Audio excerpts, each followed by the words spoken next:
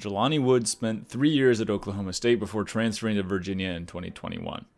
He lacks polish in the blocking game, but he has the size and athletic profile to be an impact player at tight end. He projects to be in line and isn't quite twitchy enough to be split outside or used as an H-back, but at 6'7" and 253 pounds, he's a developmental prospect that could end up being special. Jelani Woods isn't scared of being physical. He'll stick his nose into the pile in the run game and isn't afraid of going up for contested catches. With such a large frame, he's going to physically outmatch most players trying to defend him. He's not blazing fast, but he's beginning to learn how to use his body to create separation. When in the stem of his route or when he's breaking at the top, he loves to lean into defenders and leverage them with his arm to create separation. He won't make anyone miss after he catches the ball, but if he's going full speed, he can gobble up ground and is quite the load to try and bring down. While Woods isn't going to blow guys off the line or have fantastic technique, he is a willing blocker and has the reach to keep defenders off his frame. Virginia didn't ask him to do a whole lot in the blocking game. They had him down block on power or work kick-out blocks on the front or back side where he has minimal impact on the function of the run scheme. He's also shown the ability to block in space, which indicates he could have some potential in zone blocking down the line if he works on his technique.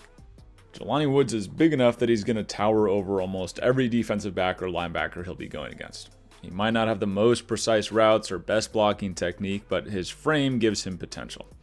He's definitely worth taking a look at if he's around on day 2 or 3 of the draft. As mentioned, Woods is a willing blocker, but also a limited blocker. He struggles to sustain blocks, take the proper aiming point, and has inconsistent footwork, especially when blocking zone.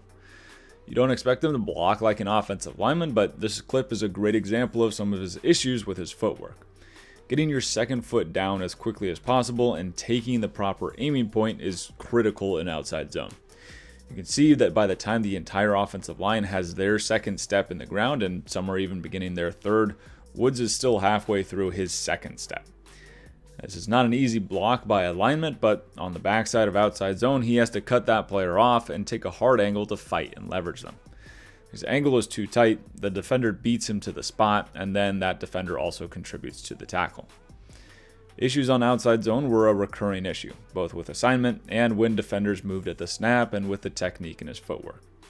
When he knows where he's going and who he's blocking, he ended up in good position with generally good hand placement and leg drive. Woods struggled with a number of drops on throws outside of his frame through the air. Not all of them were the easiest catches, but for a guy that won't run away from you and doesn't have a ton of short area quickness, he needs to be a guy that can win jump balls and use his frame to make him a big target. That wasn't the case consistently through the 2021 season.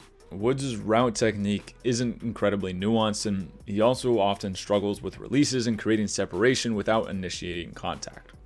There are a couple of times where he was jammed up by smaller corners despite being bigger and stronger.